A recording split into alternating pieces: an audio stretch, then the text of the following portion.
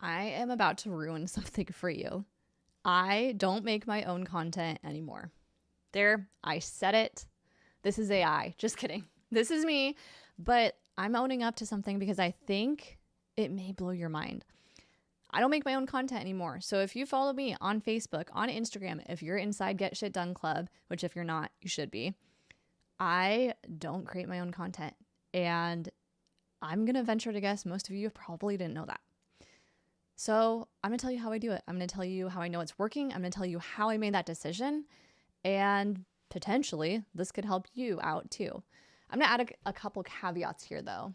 I don't think outsourcing social media is the answer for everybody. I think a lot of us think it's the best thing to do in business. When we start to make a little bit of extra income, we think outsource that. No one likes being on Instagram. There have been seasons where I have outsourced it too soon. But for me, for where I'm at right now, it is the right thing to outsource. I'm going to break down exactly how I made the decision, how I know it's working, what the process looks like. And my hope is that you listen to this episode and either apply some of this to your current team, awesome, or we get you to a place where this becomes an option for you too. Here's the thing. It's hard to measure success in delegation in general. It's especially hard to measure it with social media. If we're not clear on what looks successful in that specific season of your marketing journey. I think so many people, they just lean on vanity metrics. Vanity metrics are things like how many followers you have, or how many people commented, or what was your engagement rate, or was your audio trending. I don't give a shit about any of those numbers. I don't, but I have to find a way to know what is working and not working in my business. And we're still figuring this out exactly, but we're definitely on the right path. And so I thought it was important to start off with that information because so many people get it wrong.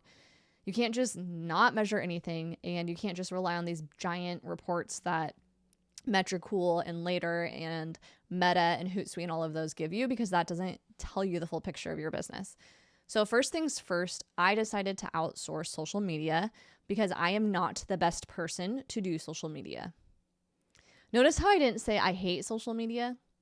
Just because you don't like doing something doesn't mean you should outsource it.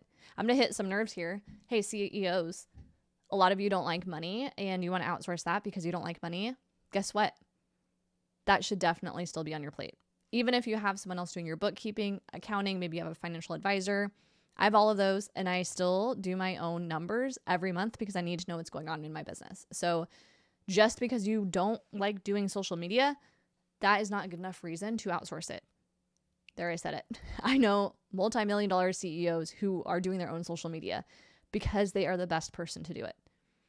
I know there's people who are newer in business who outsource it, and I think some people do it too soon, and I think that's trendy, and it ends up costing money that could be better used elsewhere. So that's my tangent on this. We're going to dive into the exact hows, whys, all the things, and what success looks like in this role. Success currently is measured by this. And I told you at the beginning, I don't do it anymore, and it's working. So here's how I know it's working. I was able to land a client, a one-on-one coaching client from Instagram with zero connection to me elsewhere. No mutual friends, doesn't live in my neighborhood. So I know for a fact that happened because of the efforts that my social media person, shout out Nicole, is putting in. If not for her, that probably would not have happened. The other thing I know is we're able to close clients via social media. They're taking action on the platform. They are responding and commenting. They are asking for links, and we're sending them the links. There are more engagement, more action steps happening to get people off of the platform and do next steps than there were when I was doing it. So those two things mean that outsourcing social media is being successful. It doesn't mean it's been perfect every single time. We're all human. But there's some things that have come into play here that I think people get wrong in this outsourcing game, and especially in the marketing world, that I'll talk about in a minute. But it's important to identify what success looks like. I'm going to talk specifically about how we do it in a minute too, so hang tight for that part of the episode. Now, why did I decide to outsource social media? Like I said, just because I don't like doing it, that's not a good enough reason to make a large business decision. The real reason is I'm not the best person for it. If you hang out with me IRL in real life, I am actually not usually on my phone very much. If we're like grabbing happy hour or at a bachelorette party, I probably have the least amount of photos and video of everybody there. It's not a natural thing for me to do. I love to be aggressively present if I can. If I'm on my phone, I feel like I'm not present. I feel like it loses the moment to my detriment, because as a solopreneur last year and prior, I should have documented more, and it's not natural for me. And it's not that I can just trick my mind into doing it. It's just, if I did not have this business, I would probably have a hobby farm and you would never know what I'm doing with my life. That's just how I am naturally. So social media does not come natural to me in that sense. I have a lot of typos when I type. I type so fast. I get made fun of a lot because my thumbs cannot keep up what's happening up here. My preferred method of communication is this: audio. I am the audio message girly. And yes, I could turn my camera on and just record some reels, kind of this format, sure. But I would rather sit and have like a longer extended conversation. So I leaned into the natural things I love to do. And that's what led me to delegating the social media piece, because I would rather sit and do my own long form content that then can be used elsewhere. The other thing is I wasn't consistently converting on my own platforms. I would spend so much time and energy coming up with new topics and things to say and trends, and wrapped up into the weeds of it, I actually was spending more time scrolling and getting distracted because I was quote unquote creating content, that it did not lead to ROI in my business. And at the end of the day, if I were good at it and I enjoyed it and I was able to grow because of it, then I would still be doing it. But my time is better spent elsewhere. Before we found who I work with now and I set up the process and systems to execute on this, one thing I encourage you to do, if you're listening to this and you're like, oh my gosh, I would love to outsource social media, I want you to pause and I want you to do this. I want you to write out every single thing that you do as the CEO of your business. And then I want you to circle all of the things that you love to do. And then I want you to underline all of the things that you have to do. And there ideally should be some overlap. But here's the deal. I said at the beginning, as a CEO, there are certain things that just have to be on your plate. Money is one of them. That is the hill I will die on for sure in business. But there are just certain realities as a business owner that it needs to be you for this season. It just has to be. I don't think social media has to be, but I think a lot of us delegate it too quick. We start spending money and then we have more time. The whole point of delegation is to buy back time, and then we're not filling that time appropriately. So by doing this exercise of writing out all the things you do, circling the things you love to do, underlining the things you have to do, that should give you a really clear list of what day-to-day should look like for you. And from there, you'll be able to see the gaps. If with that extra time, you're able to do more strategy, more selling, more personal development, more leadership development for your team, if all of that stuff is true, then awesome. Maybe outsourcing social media is the right step, and then you need to make sure you're sticking to it. But if everything else on that is not circled and underlined, if it's unclear of what that extra time should be filled with, then maybe now's not the time, especially if that money is really inconsistent. So that's my 2 cents on that. Now, how were we able to effectively do this? I feel like I kind of tricked you, honestly. And guilty is not the right word, but I feel a little tricky. Maybe that's the best word. I feel tricky that you read my comments and you're like, oh my gosh, that's me. That sounds just like something I needed to hear. And you think it's me, and it's not me, but that's how I'm able to juggle all of the things I am. And that's also indicative of growth. So it's a good thing. But that being said, there's some things that had to happen in order to get to this place where we could do that. And the first one is the biggest one, I think. I had to get really clear on who Kelsey Marie Knudsen is. And this is interesting because my married name is Larson. Like, I am Kelsey Larson now. But the business persona of Kelsey Marie Knudsen lives on. And I actually have kept that name for my business. And I had to get extremely clear on who that is, what does that mean? How do I speak? How do I talk? What do I wear? What do I want people to feel when they're listening to this episode? And I actually hired a brand strategist who helped me with this. You'll probably notice a lot of changes coming because of it.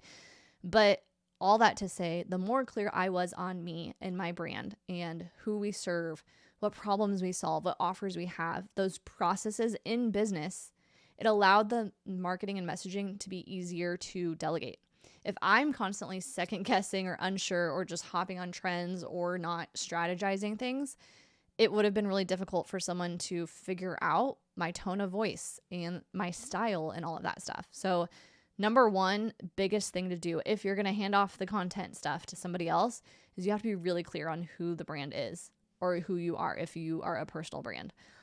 Then the second most important thing, which is only second by like a tiny, tiny bit, is finding my unicorns. I have 3. I have 3 unicorns. I actually have 4. I'm going to tell you about all 4 of them. Number 1, I already mentioned her a little bit, but Becky, shout out Becky, did my branding strategy, a lot more too, but that was extremely helpful in providing that focus that I could then hand off to someone else. And that focus lives in just talking through with her, but also a bunch of documents and colors, fonts, logos, design stuff, verbiage, everything you could possibly think of that touches branding.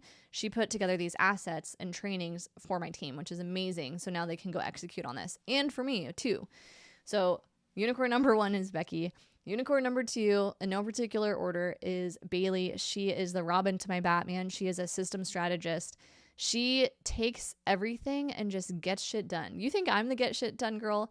Bailey's the get shit done girl. And she definitely does not have her hand in every single day-to-day of social media, but I would say she definitely has a presence and helps out a lot with the content side of things. Number 3 is Nicole. She is my amazing editor for this podcast. Shout out Nicole.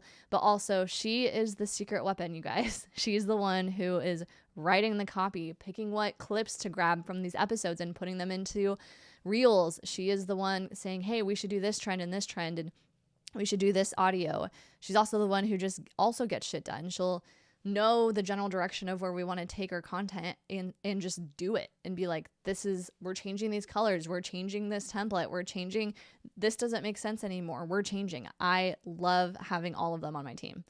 And then the last one is Jill. Shout out Jill. Jill is also in the content space and she just serves as my paparazzi sometimes, which is so helpful. She's a hype woman. She's also great at coming up with trends and audio and all that stuff. And without her being on my case and helping me capture some content, quote unquote, in the wild, we wouldn't have a lot to work with. So between all 4 of them, I have found my people. And I'll let you know, I haven't always had my people. I've tried VAs, OBMs, social media managers, podcast editors. I've tried every flavor under the sun. And I can say this confidently for the first time. I have my hell yes people. I also think me having my stuff together more is helpful for them to do their job better and also just finding my people. Something that is kind of interesting is all of them are kind of my target market. So I very much value their customer side of the KMK experience and I value how they would say things and I use that feedback to help us make the communication even better. So finding the unicorns. And then in all caps, I wrote this down because it's very important. How the heck we make this content creation delegation happen is leadership. Leadership. I can't say this enough because I did not get it. I thought delegation meant, hey, I just want someone to do my social media. Here, go do it. Just because you don't speak your expectations and you don't identify your expectations does not mean you don't have expectations. I did not get that. So there would be times in the past where I'd have previous people put out content and I'm like, I hate how that sounds and I'm annoyed. And instead of going back to them and telling them, I would just go into the app and change it real quick or delete it or say things like, oh, it's good, girl. It's no big deal. I stopped trying to solve the process. And instead I would just in the moment make little adjustments to my liking. But there was something happening in their deliverables where there was a disconnect between what I thought it should be and what they were doing. And it is on me for not communicating that. So if you are delegating anything, whether it's a VA in a third world country who's just doing a couple hours for you or someone you are hiring and who is going to work side by side with you, I don't care. If you're delegating anything, you have expectations. You have things that when they do that, it's awesome and you're happy. When they don't do that, it bugs you. So why not take a moment and write that down and then communicate that with a person? And then if they are in conflict with those expectations, now we can have a productive conversation on how to make it better for next time. So expectations, huge, massively huge. The other thing that I hear a lot, and this was me too to a point, is like, I don't want to be micromanaging. I don't want to be like in the weeds. I don't want to like control what you do. I have full trust. That's another trick. I have full trust in what you do, and you're great. I don't need to give you any guidance. If you have full trust, at that point, they should just be their own boss. And then they wouldn't be working for you, even if it's in a contract situation, right? So I think it's important to recognize that when you are delegating, you have to lead. And in order to get to that place of full trust, that is something that you're coaching to, and you are building that together. You can't just hand that off on day one. It's a process to build together. That's where that clarity is super important. But then just the follow-up, the expectations, all of that too. And I think getting that all figured out is really key. Now, again, I don't get this right all the time. This is something I mess up a lot, but I'm learning that anytime there's issues in my business, in content, maybe a piece of content goes out that I'm like, oh shoot, I really don't like that. I don't feel like that's reflective of me. Instead of just saying, hey, I didn't like that, using it as like, hey, how'd that post perform? Let's talk about it. I didn't love XYZ about it. Here's why, like bringing it back to the why. What could we do differently moving forward? What other ideas do you have? What got to the point where you went from idea to creation to promoting that? Where was that gap? If your contractor has a team member, what's their relationship and leadership process look like too? And it's tough. It's tough because at the end of the day, for me, handing off a piece of my business is to buy back time for me. So you have to ask yourself, is it really worth it? Is it really worth chasing down that one Instagram post that one time because they used a different word than you would have? Maybe it is. Maybe for your brand, it is that important. But maybe it's taking a step back and looking at the bigger picture and saying, them doing this for me is buying back, 5 hours a week of my time I'm able to better use to grow the business. That's okay. It's okay if they use a different word. So that leadership piece, I could do an entire TED Talk on just that. But I'll spare you the details on leadership today. That's not why we're here. And I want to talk about how this social media delegation thing really works because I think it's so important. I have found this to work best for me. It's not perfect, but this is what works best for me. At the end of every year, and I'm actually going to start this sooner this year, I go away for a weekend and I plan out the next year. And I plan out what I call kind of moments of emphasis. So if I am launching something new, a new retreat mastermind, then I am going to prioritize the launching of that in the optimal time. And I'm going to fill in the rest of the year with other things. Maybe that's more educational or just supporting people, or maybe I'm going to have moments of emphasis that are around just connection and getting in front of new people. I also have moments of emphasis where I'm just encouraging people to share this podcast specifically. I have different things I'm growing or selling throughout the seasons of my business. And that's the first thing that I plan out for the year. So I plan out the whole year. Every month has a target person I'm speaking to. I've said this multiple times on this podcast. The podcast is kind of the heartbeat of all of that for me. And then from there, within each month, I think of who would be a good guest that helps add to this conversation for this specific person. So back a couple months ago, we did a whole series on finances. Every single episode was around money. The entire call to action was, that's right, share the podcast, comment below, tell us who should be on. It was all around the podcast. And by doing that as a business, it provides specificity. It gives us clarity on what to focus on. And then when I'm having a conversation with my Nicole or Bailey or whoever, instead of saying we're growing all of Kelsey Marie Kunancing at once, we're really able to hyper-focus on what our plan is for that month, make sure we're picking trends that fit in with that, making sure we're providing content for that target market person. And it just makes that process so much easier. It takes the guesswork out. It also allows me to empower Nicole to then be the strategist. Because a big piece for me in delegating the social media stuff is I don't want to be the social media strategist. I don't want to be the one coming up with the content. I don't want to be the one coming up with what should we talk about and who are we speaking to. I want to provide the framework for her to let her creative freak flag fly and help take my business and brand to the next level while still being authentic. But all that to say, I couldn't just give that to her without any direction. The months that have performed the best, and again, performing is how many people sign with me. That's how we really measure success in this equation for me. The months that happens are the months that we're very specific on who we're speaking to. We're not trying to speak to a wide room. We're whispering directly to a few. So first things first, I plan the year. Then I plan what moments of emphasis or launch I'm doing throughout the year.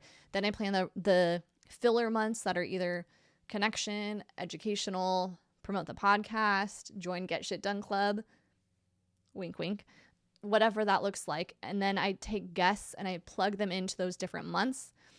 And then I actually map out my podcast topics for the entire year. I know that sounds like a lot. For me, I found it's worked best because it provides the focus to know, yeah, I'm going to keep this thing going. It keeps the momentum flowing and it holds me accountable. And what I like about doing it this way is I also give myself the permission to just change if I want to.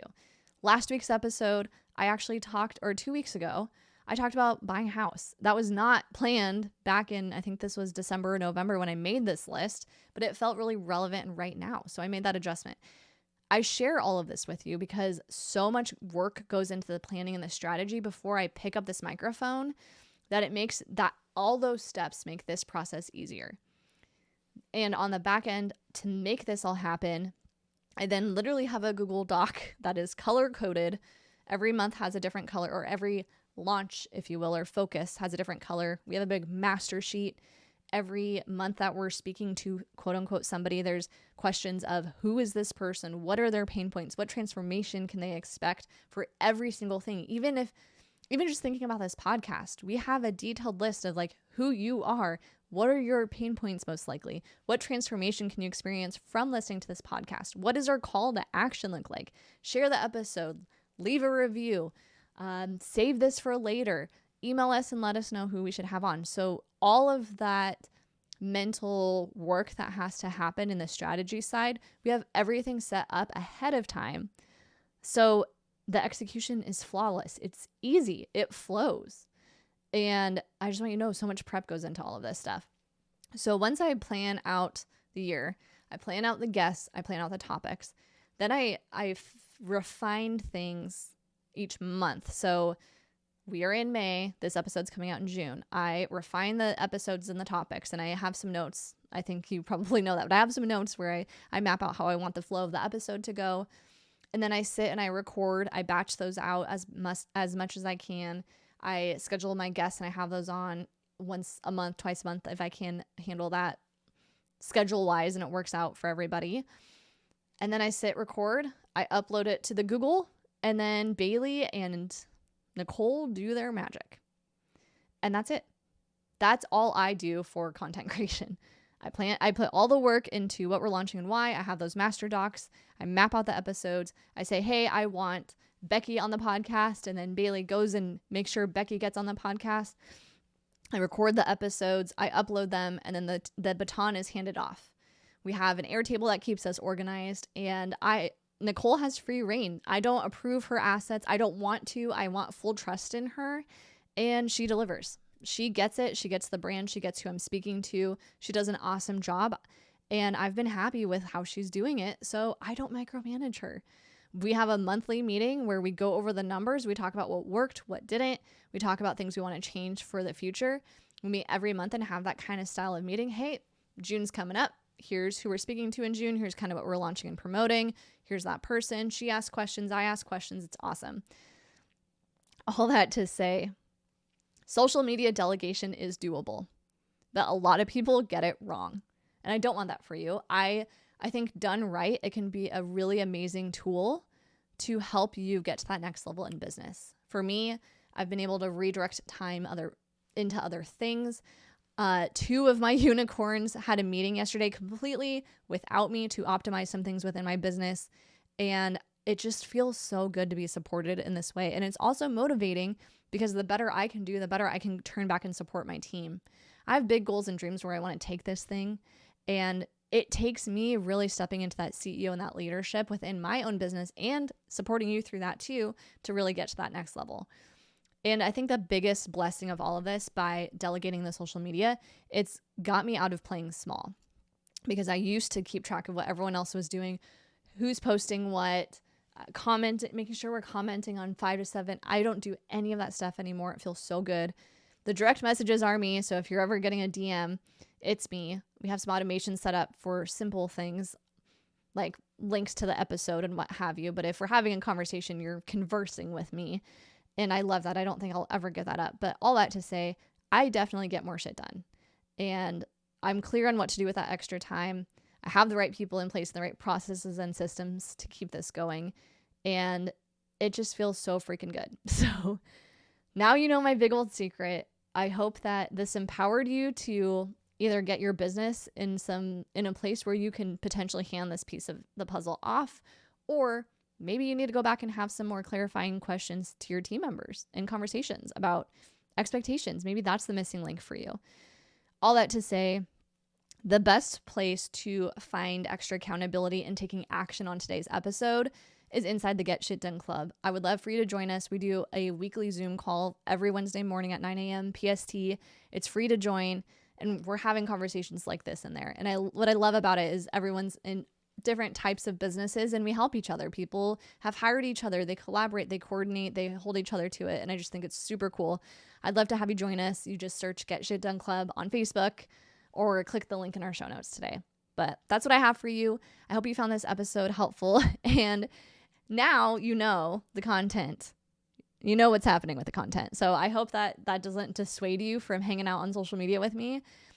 The Zoom call is still me. There's still so much of me wrapped in it, but this has been a cool growth phase in my business, and I'm happy to finally share it with you, and I hope you learned something from it. So thank you so much, and I'll catch you next week.